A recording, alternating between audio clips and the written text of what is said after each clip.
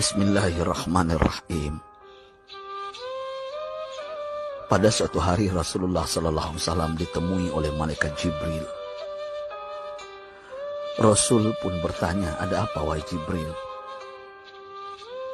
Jibril menjawab, "Wahai Muhammad, sesungguhnya hari ini Allah Subhanahu wa Ta'ala sedang mengobarkan nyala api neraka, dan seluruh para malaikat amat ketakutan.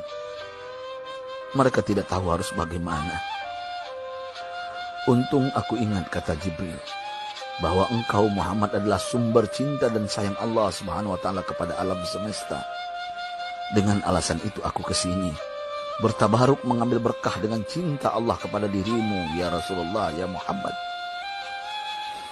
Rasulullah terdiam beberapa saat, kemudian bertanya lagi, "Wahai Jibril, ceritakan padaku bagaimana neraka itu sesungguhnya."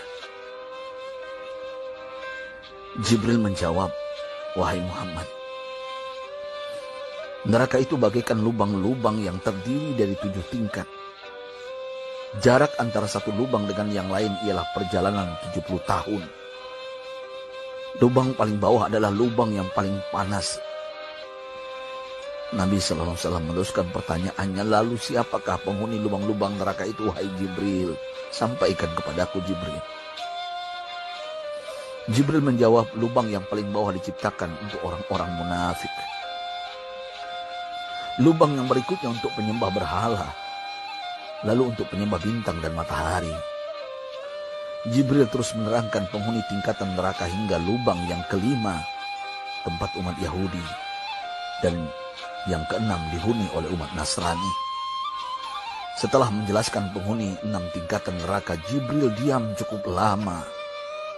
Rasulullah SAW penasaran dan bertanya kepada Jibril, "Wahai Jibril, siapakah penghuni neraka yang ke-7?"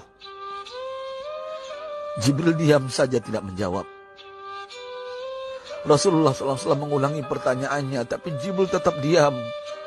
Rasulullah tambah penasaran dan mendesak Jibril agar dijawab pertanyaannya. Akhirnya Jibril pun berkata, "Umatmu, wahai Muhammad, mereka itu para pelaku dosa besar di kalangan umatmu, yang dimana sampai mereka mati belum sempat bertaubat." Mendengar jawaban Jibril, Rasulullah langsung jatuh pingsan.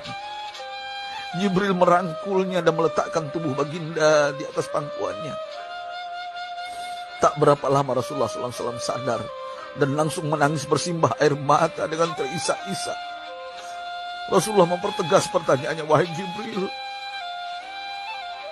apakah benar ada di antara umatku yang masuk neraka?" Jibril menjawab, "Benar, wahai Muhammad, pelaku dosa besar di antara umatmu yang belum bertaubat." Setelah itu Rasulullah menghadap kiblat dan sujud kepada Allah dalam isak tangisnya.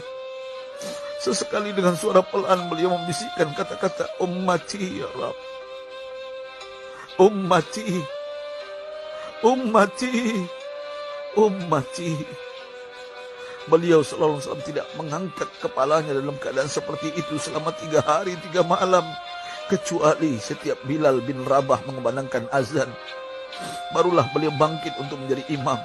Dan setelah itu kembali sujud lagi. Pada hari ketiga Abu Bakar menyadari hal ini, beliau mengetuk pintu Rasulullah dan mengucapkan salam 3 kali, namun tidak terdengar jawaban. Abu Bakar sedih dan berseru di hadapan pintu Nabi besar Muhammad SAW, "Apakah ada jalan untuk masuk ke rumahmu ya Rasulullah?" Tetap tidak ada jawaban. Di jalan Abu Bakar bertemu sahabat Umar. "Mengapa engkau menangis, wahai Abu Bakar?" kata Umar. Abu Bakar menceritakan keadaan Rasulullah SAW. Maka Umar pun melangkah menuju rumah Rasulullah dan terjadilah hal yang sama. Umar pun pulang dan menangis. Di jalan Umar bertemu sahabat Salman Al-Farisi. Dengan terisak Umar bercerita kepada Salman hingga membuat dia amat sedih, namun tidak berani mengulangi hal yang sama. Salman melangkah menuju rumah Fatimah radhiyallahu anha dan menceritakan hal itu. Setengah berlari Fatimah menuju rumah ayah tercinta dan mengetuk pintu sambil mengucapkan salam. Mendengar suara lembut putri tercinta, sejuklah dada Rasulullah. Beliau bangkit dari sujud dan membuka pintu. Alangkah terkejutnya Fatimah melihat Rasulullah, ayah tercinta, amat kurus dan pucat. Fatimah memeluknya lalu menangis. Wahai ayah, apa yang terjadi? Mengapa engkau amat sedih seperti ini? Rasulullah kembali menangis dan berkata dengan suara lirih, wahai Fatimah, belahan jiwaku, bagaimana mungkin aku tidak sedih sedangkan Jibril mengatakan akan ada kelak umatku yang akan masuk neraka. Subhanallah, betapa besar cinta Rasulullah kepada kita umatnya. Sahabatku, Rasulullah mencintai kita.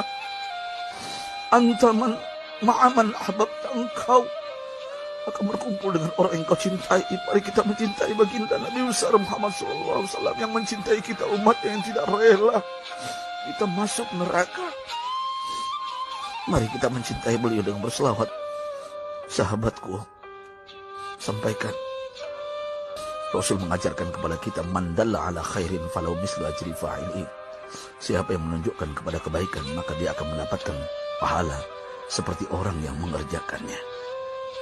Mudah-mudahan ini menjadi pahala jariah bagi kita.